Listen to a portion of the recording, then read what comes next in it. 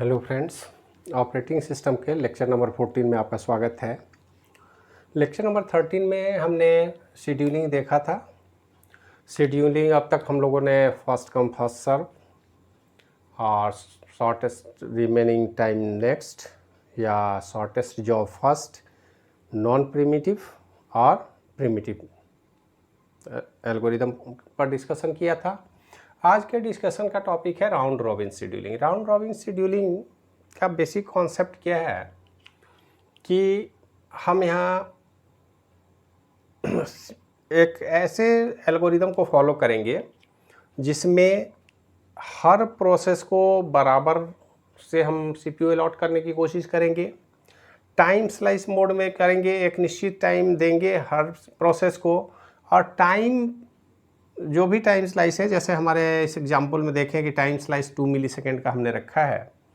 इसका मतलब है कि हर प्रोसेस को टाइम तो हम देंगे, लेकिन मात्र उतने ही समय तक सीपीयू अलॉट करेंगे जितना टाइम स्लाइस है। और टाइम स्लाइस जो ही पूरा होता है हम उसको इमीडिएट कॉन्टेक्स्ट स्विचिंग करते हैं। कॉन्टेक्स्ट स्विचिंग का मतलब है कि हम उस प्रोसेस को इमीडिएट रनिंग क्यू से रेडी क्यू में ट्रांसफ़र करेंगे और रेडी क्यू से किसी दूसरे प्रोसेस को हम फिर मौका देंगे।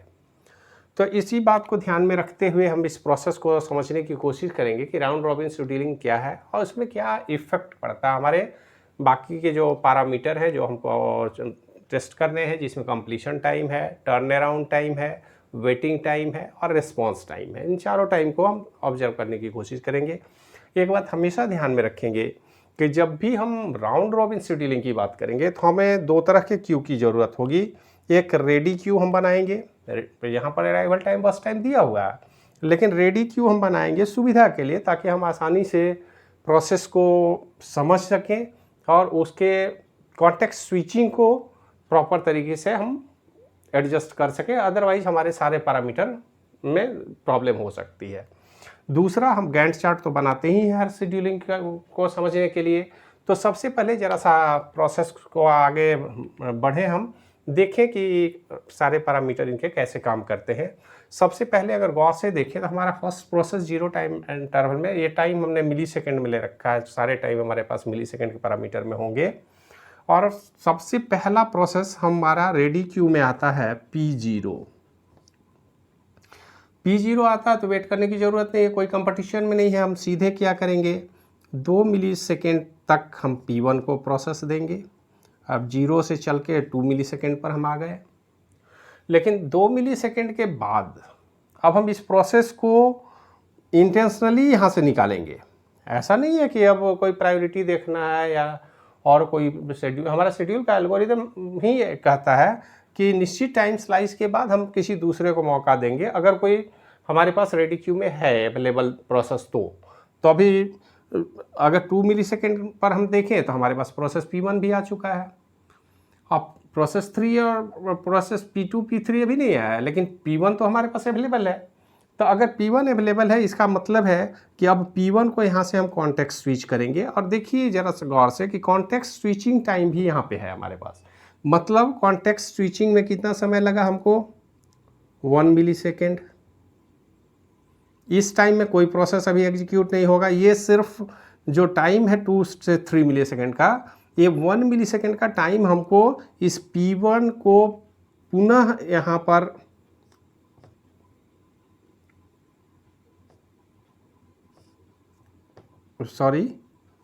P0 को फिर से हम यहाँ लाएंगे। ये P0 पहले जा चुका है, अब फिर से हम यहाँ पर P1 को अलॉट करेंगे, लेकिन P1 को कितने समय तक करेंगे, फिर 2 ही मिलीसेकेंड के लिए करेंगे। अब 2 मिलीसेकेंड का मतलब हमारे पास 5 मिलीसेकेंड आ गया। आप जरा गौर से देखें कि इस टाइम तक हमारे पास प्रोसेस P2 और P3 भी आ गया है। तो प्रोसेस जो ही आएगा हम उसको इमीडिएट अपने रेडी क्यू में डाल देंगे।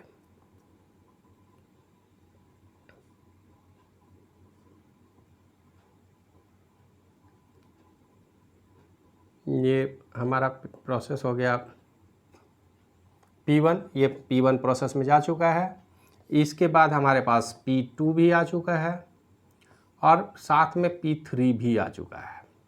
अब हम 5 के पास है, लेकिन हमारे पास प्रोसेस में कौन सा आएगा, P0 आएगा, स्वाभाविक है P0 हम यहाँ लेके आएंगे। लेकिन अगर गौर से देखें तो P0 एक राउंड चल चुका है, इसका मतलब है कि इस 10 को अब हम 2 मिलीसेकंड कम कर देंगे। हमारा P1 भी प्रोसेस हो चुका है, तो ये अब 4 मिलीसेकंड का टाइम बचा हुआ है इनके पास। और P0 जब हम यहाँ से लेकर के आए, P2 को हम P1 को यहाँ से निकाला, तो P1 कब निकला? 5 में निकला। तब तक हमारे पास P2 P3 भी आ चुका है। अब ज़रा गौर से देखिए, ये P1 हमने प्रोसेस कर लिया, लेकिन यहाँ पर फिर से P0 हमारा लाइन में आ गया। अब नंबर किसका है? P1 का। फिर से हम यहाँ पर एक काम करें, हम 1 मिलीसेकंड तो कॉन्टेक्स्ट स्विचिंग का टाइम होगा, फिर हम ले जाएंगे P0 को 2 मिलीसेकंड के लिए, फिर 1 मिलीसेकंड होगा, फिर हम यहाँ लाएंगे P1 को। तो P0 प्रोसेस हो गया, P1 प्रोसेस हो गया, फिर से P0 को हमने प्रोसेस किया, फिर अब P1 का नंबर है। अब P1 ये 2 मिलीसेकंड जाएगा, तो 5 से 6, 6 to 8, 8 to 9, 9 to 11। अब P1 भी 2 यूनिट चल चुका है, P0 भी हमारा 2 यूनिट चल चुका है, मतलब ये अब 6 पर है, ये हमारा 2 पर है। और इसके बाद हमारे पास आता है P2। लेकिन P2 आता है तो P2 कितने टाइम तक रहेगा?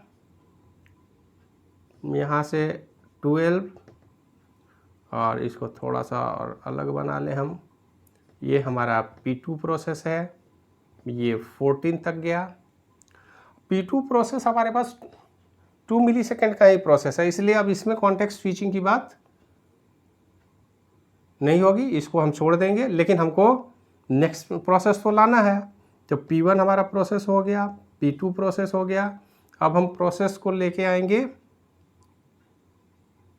यहाँ से P1 को हम ले जाएंगे। अब P2 के बाद फिर P3 प्रोसेस को हम रन करेंगे। P3 प्रोसेस भी हमारा क्या होगा? 15 to 17 तक चलेगा। फिर से हम P3 को यहाँ ले जाएंगे। अब फिर हम P0 को लाएंगे। अब P3 हमारा प्रोसेस हो चुका 2 यूनिट, फिर वापस भी आ गया है। अब P0 को हम लाएंगे, P0 2 यूनिट तक चलेगा। तो 14 to 15, 15 to 17, यहाँ 18, यहाँ हम लिख लेते हैं 20, फिर 21, 21 से 23 तक चलेगा। 23 तक कौन चलेगा? P0 चलने के बाद फिर से वापस लौट के P0 यहाँ आएगा, और P1 को हम यहाँ लाएंगे। अब ज़रा देखें, P0 हमारा 1 2 3 टाइम चल चुका है, तो अब ये हो गया 4। फिर आया P1 प्रोसेस को जब हम यहाँ से लेके आए, P1 प्रोसेस भी 2 यूनिट चलेगा। P1 प्रोसेस पहली चला, दूसरी बार चला, तीसरी बार चला आया, फिर वहाँ से निकल गया। अब हमारे पास P1 प्रोसेस बचा नहीं है, तो फिर हमने प्रोसेस P3 को टाइम दिया।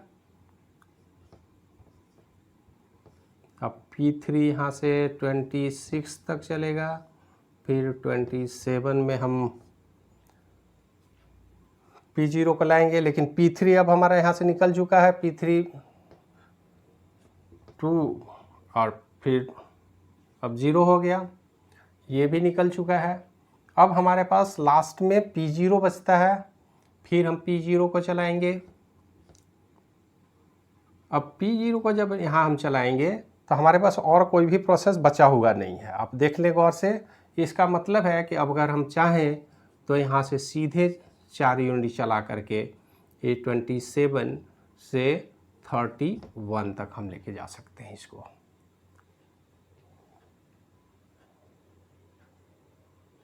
अब इसको गौर से आप देख लीजिए, हमारे पास 2 यूनिट का 5 स्लॉट चाहिए था P0 के लिए।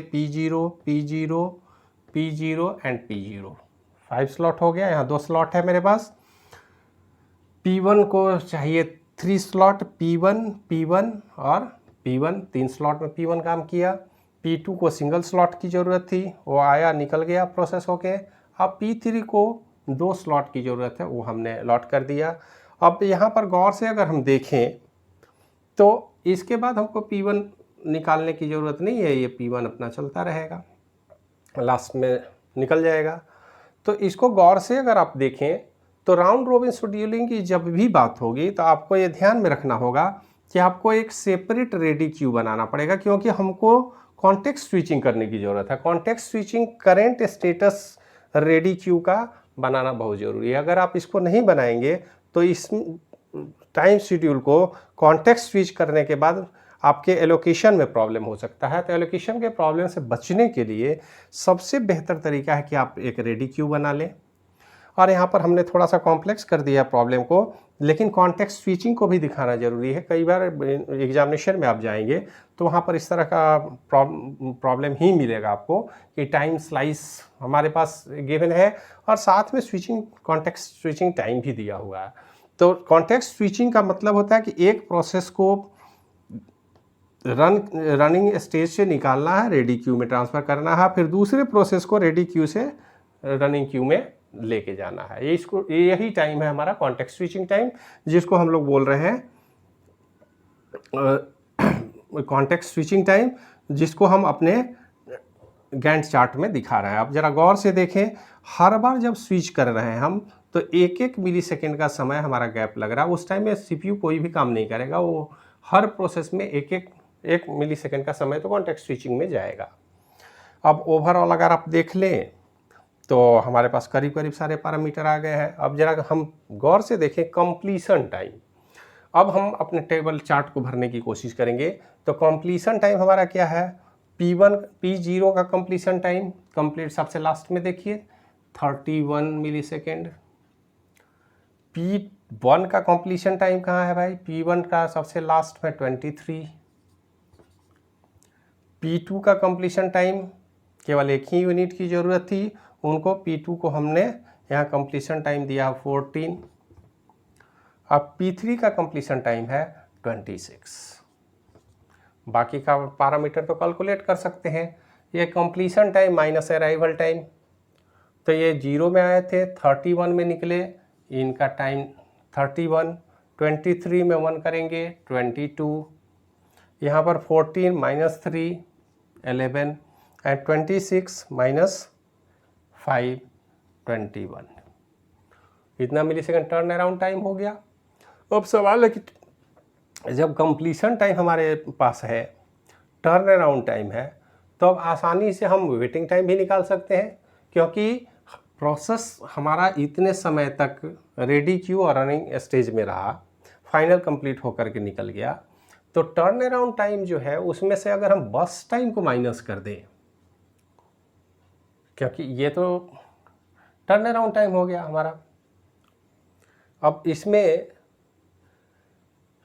अगर हम बात करें कितने टाइम तक वेट किए, तो यहाँ पर कंप्लीशन टाइम हमारे पास है, ये टर्न अराउंड टाइम है, तो इसको जब हम माइनस किए तो हमारा निकल गया। लेकिन वेटिंग टाइम क्या कहता है भाई कि जब हमारा प्रोसेस कंप्लीट हुआ, टर्न अराउंड टाइम जो है उसमें अगर हम बस टाइम को निकाल दें, टोटल टाइम तो एक्सपेंड हुआ हमारे सिस्टम में इतना, लेकिन इसमें उनका अगर हम बस टाइम को निकाल दें तो हमारा वेटिंग टाइम निकल जाता है 31 मिलीसेकंड तक टाइम हमको लगा है। अब माइनस ये मेन जो हमारा बस टाइम था उसको हम माइनस करेंगे, मतलब 31 माइनस 10 इक्वल टू 21। यहाँ पर 22 माइनस 6 तो ये 16 मिलीसेकंड, 11 माइनस 2 9 मिलीसेकंड और 21 माइनस 4 17 मिलीसेकंड। इस तरह से हम निकाल सकते हैं। अब इसको हमने एक को निकाल के दिखाया, बाकी हमने कैलकुलेट कर लिया, आप अपने से कैलकुलेट करके लिखेंगे। इसके बाद नंबर आता है रेस्पॉन्स टाइम का। रेस्पॉन्स टाइम कहने का मतलब जब भी हमारे सिस्टम में कोई प्रोसेस आया तो कितनी जल्दी हमने उसको सीपीयू प्रोवाइड किया, ये है रेस्पॉन्स टाइम। तो सीपीयू कब हमने प्रोवाइड किया वो इसी चार्ट में मिल जाएगा। लेफ्ट साइड से हम चलेंगे, P0 को हमने प्रोसेस कब दिया, 0 आया था कब, 0। इसका मतलब इसमें रिस्पॉन्स टाइम क्या है, इमीडिएट हमने दिया। P1 को कब हमने एलोकेट किया, P1 को हमने किया 3 में, आया है कब, 1 में, मतलब 3 माइनस 1 2 मिली सेकेंड में रेस्पॉन्स हमने दे दिया। P2 को रेस्पॉन्स कब हमने दिया है, 12 में दिया है, ये आए हैं 3 में, तो 12 माइनस 3 इनको 9 मिली सेकेंड वेट करना पड़ा। P3 को हमने रेस्पॉन्स कब दिया है, P3 को हमने दिया है 15 में, या 15, तो 15 माइनस 5, ये 5 में आए थे हमारे पास, हमने इनको 15 में लोकेट कर दिया, तो 15 माइनस 5 बराबर 10 मिली सेकेंड। आप देख सकते हैं कि यहाँ पर हमने भले ही हमने 31 तक प्रोसेस किया है, लेकिन हर प्रोसेस को हमने टाइम पहले एलोकेट कर दिया है अकॉर्डिंग टू देयर अराइवल। हमारे पास जो ही उपलब्ध हुआ रेडी क्यू में हमने सीधे डाला, और रेडी क्यू के बाद जो ही उनका नंबर आया उनको हमने रेस्पॉन्स दिया। तो यही सबसे बड़ी खूबी है राउंड रॉबिन शेड्यूल में कि शेड्यूलिंग को कितना बस टाइम चाहिए, वो कितना प्रोसेस होगा, उससे कोई मतलब नहीं है। हर प्रोसेस को हम बराबर टाइम इंटरवल पर एलोकेट कर रहे हैं ताकि हर प्रोसेस को बारी बारी से नंबर मिलता रहे। हाँ, लंबा है तो ज़्यादा देर तक प्रोसेस में रहेगा। और जैसे P2 की बात करें, एक ही स्लॉट उनको चाहिए था, एक टाइम स्लाइस में उनका प्रोसेस हो गया, तो भले ही आए 3 में, हमने उनको इमीडिएट 12 में दिया, 9 मिली सेकेंड के बाद उनको दिया, वो प्रोसेस होकर निकल गए। तो अब बाकी P0 की बात देखिए, तो लास्ट तक शुरू में आए थे, लास्ट तक उनका प्रोसेस चलता रहा। तो ये सबसे बड़ी खूबी है राउंड रॉबिन शेड्यूलिंग की। और इसमें सबसे ज़्यादा बच्चों को कन्फ्यूजन होता है टाइम स्लाइस को या कॉन्टेक्स्ट स्विचिंग टाइम को समझने में। अगर कॉन्टेक्स्ट स्विचिंग टाइम और टाइम स्लाइस को ध्यान में रखेंगे, आप रेडी क्यू और गैंट चार्ट दोनों एक साथ पैरेलल में बनाएंगे, तो बाकी का कैलकुलेशन तो आप जानते हैं। अगर आपके पास और भी क्वेश्चन होगा, जैसे एवरेज निकालना है, तो एवरेज आप आसानी से काउंट टोटल करके उसमें divide by number of process कर लें। एवरेज चाहे टर्न अराउंड टाइम की हो, एवरेज वेटिंग टाइम की हो, एवरेज रिस्पॉन्स टाइम हो, आसानी से कैलकुलेट किया जा सकता है।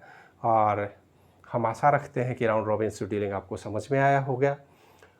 और भी इस पर थोड़ा सा प्रैक्टिस करने की ज़रूरत है। 2-4 प्रॉब्लम को आप सोल्व करेंगे, एक बार अगर ठीक से आप समझ गए तो ये सबसे सिंपल है।